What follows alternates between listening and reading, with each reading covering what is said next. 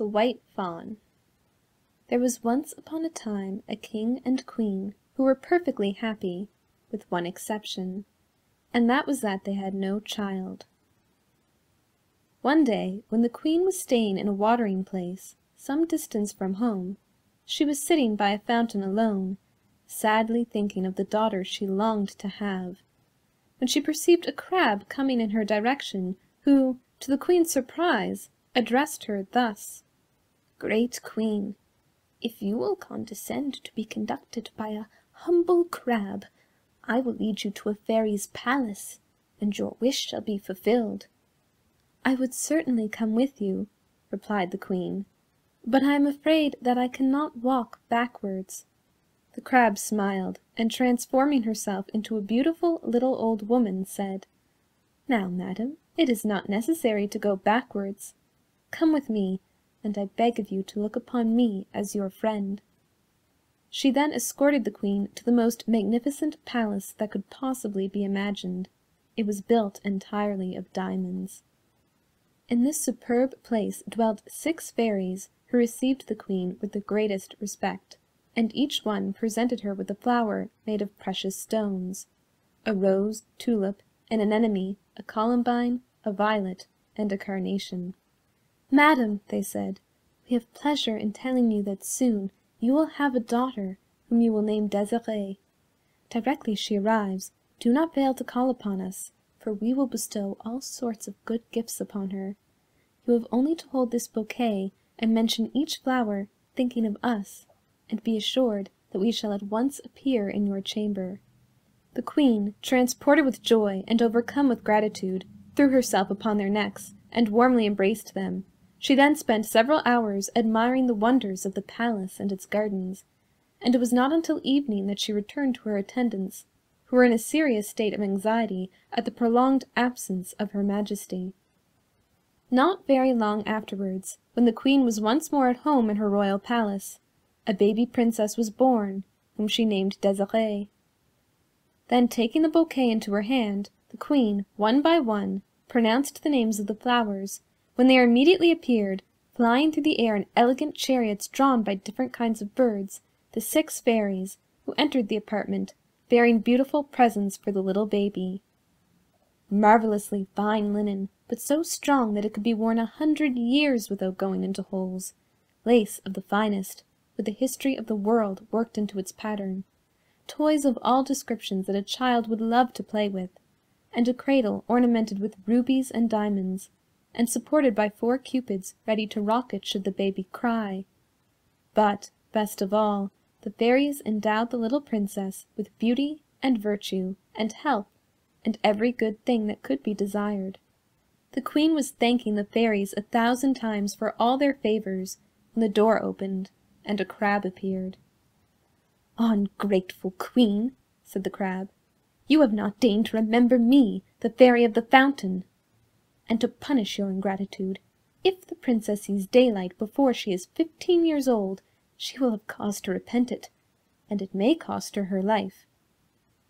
It was well I took the form of a crab, for your friendship, instead of advancing, has gone backwards." Then, in spite of all the queen and the fairies could say, the crab went backwards out of the door, leaving them in the saddest consternation, and it was long before they could decide what was best to be done. Then, with 3 waves of a wand, the fairies caused a high tower to spring up. It had neither door nor window. An underground passage was made, through which everything necessary could be carried, and in this tower the little princess was shut up, and there she lived by candlelight, where never a glimpse of the sun could come. When the Princess Désirée was 14 years old, the queen had her portrait painted, and copies of it were carried to all the courts in the world. All the princes admired it greatly, but there was one prince, named Guerrier, who loved it above everything. He used to stand before the picture and avow his passion, just as if it heard what he said, and at last he told the king, his father, "You have resolved that I shall marry the Princess Noire, but this I can never do, so great is my love for the Princess Désirée." "But where have you seen her?" inquired the king. The prince hastened to fetch her portrait, and the king was so greatly struck by Désirée's beauty that he agreed to follow his son's wishes, and break off his engagement with the Princess Noire, that he might wed the Princess Désirée. So the king dispatched as ambassador a rich young lord named Bécafigue. Bécafigue was devoted to Prince Guerrier, and he fitted out a most splendid retinue to visit the Princess Désirée's court. Besides numerous magnificent presents, Bécafigue took with him the prince's portrait, which had been painted by such a clever artist that it would speak. It could not exactly answer questions, but could make certain remarks. It was truly a speaking likeness of the young prince. Désirée's father and mother were delighted when they heard that the Prince Guerrier was seeking their daughter's hand in marriage, for they knew him to be a brave and noble young man. But as it still wanted 3 months to the princess's 15th year, warned by the fairy Tulip, who had taken Désirée under her special care, they refused to let him see their daughter, or to let her yet marry the Prince Guerrier, but they showed her the prince's portrait, with which she was greatly pleased, and particularly when it said, "Lovely Désirée, you cannot imagine how ardently I am waiting for you. Come soon into our court to make it beautiful by your presence." When Prince Guerrier saw the ambassador return without Désirée, he was so terribly disappointed that he could neither eat nor sleep, and before long fell dangerously ill. Meanwhile, Désirée had no less pleasure in looking at the prince's portrait than he had had admiring hers, and this was soon discovered by those around her, and among others Giroflée and Longue Epine, her maids of honour. Giroflée loved her passionately and faithfully, but Longue Epine was full of envy of the princess, who was so good and beautiful, and besides Longue Epine, Désirée had another enemy, and that was the Princess Noire, to whom Prince Guerrier had been betrothed.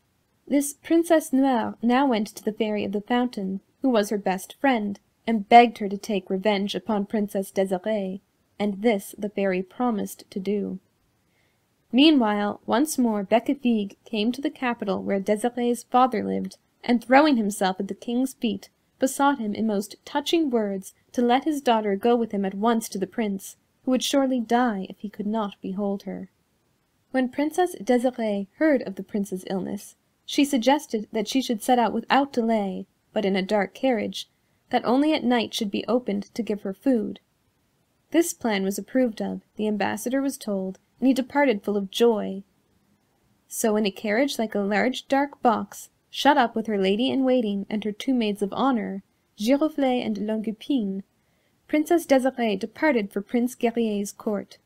Perhaps you will remember that Longue Epine did not like Princess Désirée, but she greatly admired Prince Guerrier, for she had seen his portrait speaking, and she had told her mother, the lady-in-waiting, that she should die if he married Désirée.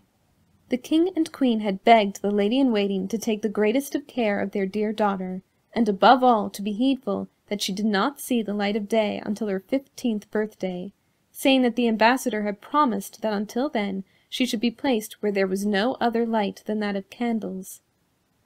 But now, as they drew near their destination, while it was broad daylight, the wicked woman, urged by her envious daughter Longue Epine, all at once took a large knife which she had brought for the purpose, and with it cut the covering of the carriage.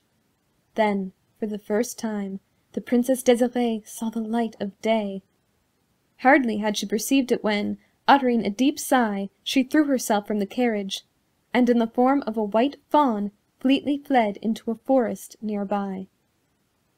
The Fairy of the Fountain, who was the cause of this disaster, seeing that all who were accompanying the princess were about to hasten to the town to tell the Prince Guerrier what had happened, called up a great thunderstorm, and scattered them in every direction. Only the lady-in-waiting, Longue Epine, and Giroflée were left. Giroflée, who ran after her mistress, making the trees and rocks echo with her mournful calls. Then Longue Epine clothed herself in the rich bridal robes provided for Désirée. She placed the crown upon her head, the sceptre and orb she carried in her hands, so that all should take her for the princess. With her mother bearing her train, she gravely walked in the direction of the town. They had not gone far when a brilliant procession came towards them, amongst whom was the sick prince in a litter, and to those in advance Longue Epine announced that she was the Princess Désirée, with her lady-in-waiting, but that a jealous fairy had sent a thunderstorm which had destroyed her carriage and scattered her other attendants. When the prince was told of this, he could not refrain from saying to the messengers, "Now acknowledge, is she not truly a miracle of beauty, a princess beyond compare?" No one replied at first, and then one of the boldest said, "Sir, you will see. Apparently the fatigue of the journey has somewhat changed her." The prince was surprised, but when he saw Longue Epine, words failed to express what he felt. She was so tall that it was alarming, and the garments of the princess hardly came to her knees. She was frightfully thin, and her nose, which was more hooked than a parrot's beak, shone like a danger signal. Then her teeth were black and uneven, and in fact she was as ugly as Désirée was beautiful. At first the prince could not speak a word, he simply gazed at her in amazement. Then he said, turning to his father, "We have been deceived. That portrait was painted to mislead us. It will be the death of me." "What do I hear? They have deceived you!" fiercely exclaimed Longue Epine. "It is not to be wondered at," remarked the king, "that your father kept such a treasure shut up for 15 years. Then he and the prince turned towards the town, and the false princess and the lady-in-waiting, without any ceremony, were mounted each behind a soldier and taken to be shut up in a castle. Soon after his terrible disappointment, Prince Guerrier, unable to bear any longer the life at court, secretly departed from the palace with his faithful friend Bécafigue, leaving a letter for his father saying he would return to him as soon as his mind was in a happier state, and begging him meanwhile to keep the ugly princess prisoner, and think of some revenge upon the deceitful king, her father. After 3 or 4 days' journeying, the wanderers found themselves in a thick forest. Quite wearied out, the prince threw himself upon the ground, while Bécafigue went on further in search of fruit wherewith to refresh his royal master. It is a long time since we left the White Fawn, that is to say the charming princess. Very desolately she wept when in a stream she saw her figure reflected, and when night came she was in great fear, for she heard wild beasts about her, and sometimes forgetting she was a fawn, she would try to climb a tree. But with morning dawn she felt a little safer, and the sun appeared a marvellous sight to her from which she could hardly turn her eyes. But now the fairy Tulip, who had always loved the princess, guided Giroflée's feet in her direction, and when the White Fawn saw her faithful maid of honour, her delight was boundless. It did not take Giroflée long to discover that this was her dearly loved mistress, and she promised the White Fawn never to forsake her, for she found she could hear all that was said, although she could not speak. Towards night the fear of having no shelter made the two friends so dreadfully dismayed that the fairy Tulip suddenly appeared before them. "I am not going to scold you," she said, "although it is through not following my advice that you are in this misfortune, for it goes to my heart to see you thus. I cannot release you altogether from this enchantment, but I have power to shorten the time, and also to say that during the night you may regain your rightful form, but by day again must you run through the forest as a fawn." The fairy also told them where they could find a little hut in which to pass the nights. Then she disappeared. Giroflée and the fawn walked in the direction the fairy had pointed out, and arrived at a neat little cottage where an old woman showed them a room which they could occupy. As soon as it was night, Désirée came to her rightful form, but when day appeared she was once more a fawn and, escaping into the thicket, commenced to run about in the ordinary way. You have heard how Prince Guerrier rested in the forest while Bécafigue searched for fruit. Quite late in the evening Bécafigue arrived at the cottage of the good woman who had given shelter to Giroflée and the White Fawn. He addressed her politely and asked for the things he required for his master. She hastened to fill a basket, and gave it to him, saying, "I fear that if you pass a night without shelter, some harm may come to you. I can offer you a poor one, but at any rate it is secure from the lions." Bécafigue went back to the prince, and together they returned to the cottage, where they were led into the room next to that occupied by the princess. Next morning the prince arose early and went out. He had not long been in the forest, when he saw a beautiful little fawn. Hunting had ever been his favorite pastime, and now he pursued the little creature. All day long hither and thither he chased, but did not succeed in capturing her, and as evening fell the fawn slipped away and gained the little hut where Giroflée anxiously awaited her, and on hearing her adventure the maid of honor told her she must never again venture out, but the princess replied, "It is no use talking thus. When I am a fawn this room is stifling to me, and I must depart from it." The next day the young prince sought in vain for the white fawn, and finally, tired out, threw himself upon the grass and fell asleep. While he lay there the little fawn drew near, and looking at him quietly, to her astonishment she recognized his features as those of the Prince Guerrier. Coming nearer and nearer, she presently touched him, and he awoke. His surprise was great at seeing close by the shy little fawn, who stayed not an instant longer but fled away, the prince following. "Stay, dear little fawn!" he cried. "I would not hurt you for the world!" But the wind carried off the words before they reached her ears.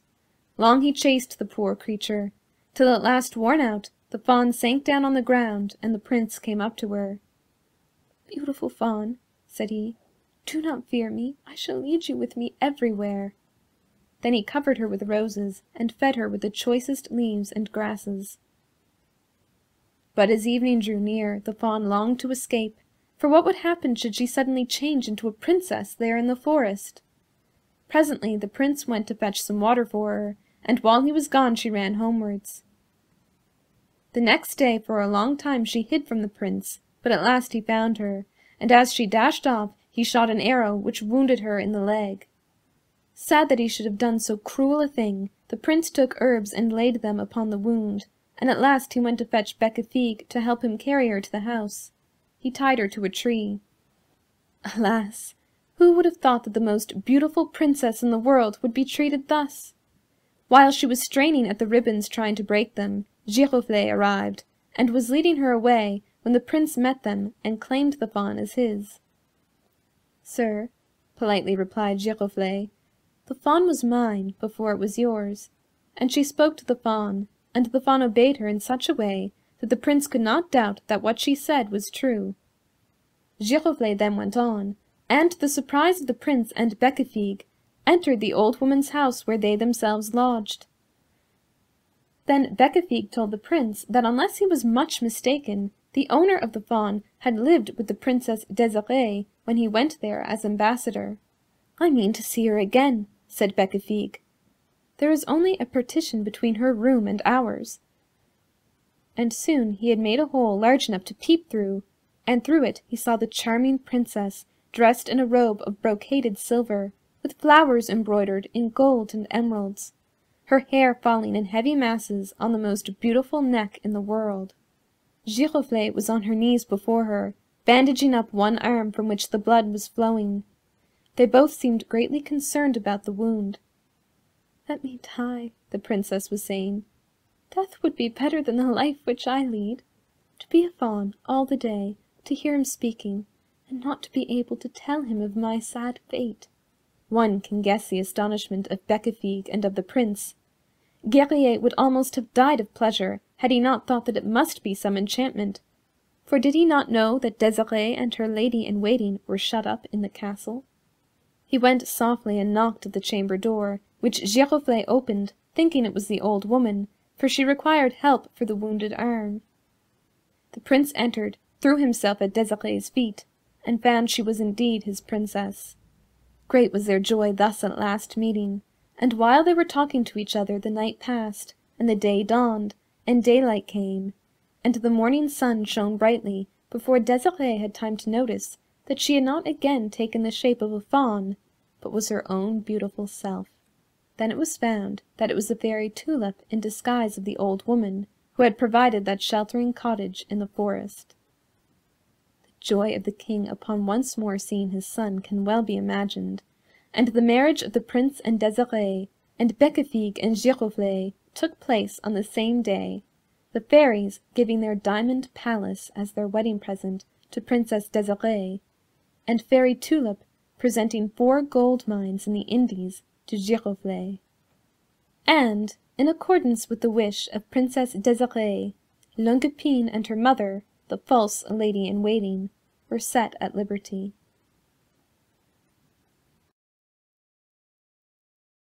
Six fairies, who received the queen with the greatest respect, and each one presented her with a flower made of precious stones, a rose, tulip, an anemone, a columbine, a violet, and a carnation.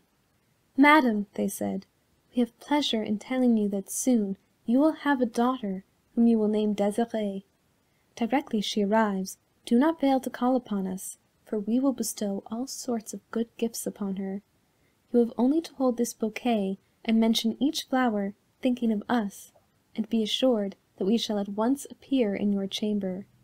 The queen, transported with joy and overcome with gratitude, threw herself upon their necks and warmly embraced them. She then spent several hours admiring the wonders of the palace and its gardens, and it was not until evening that she returned to her attendants, who were in a serious state of anxiety at the prolonged absence of her Majesty. Not very long afterwards, when the queen was once more at home in her royal palace, a baby princess was born, whom she named Désirée. Then, taking the bouquet into her hand, the queen, one by one, pronounced the names of the flowers, when there immediately appeared, flying through the air in elegant chariots drawn by different kinds of birds, the six fairies, who entered the apartment, bearing beautiful presents for the little baby.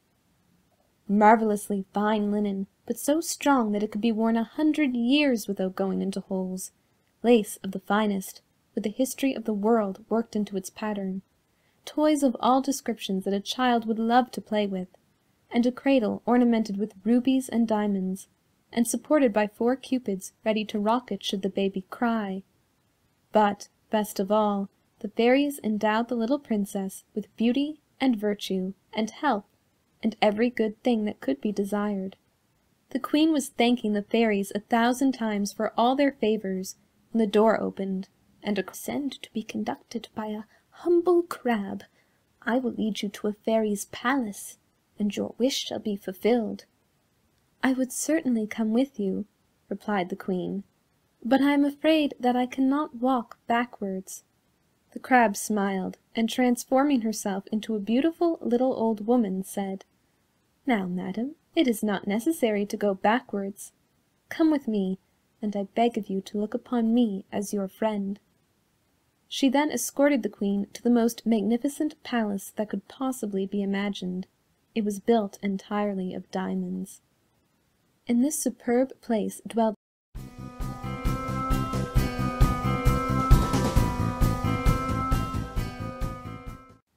the White Fawn.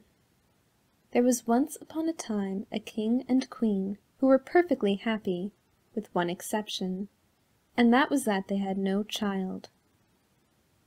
One day, when the queen was staying in a watering place, some distance from home, she was sitting by a fountain alone, sadly thinking of the daughter she longed to have, when she perceived a crab coming in her direction, who, to the queen's surprise, addressed her thus: "Great queen, if you will condescend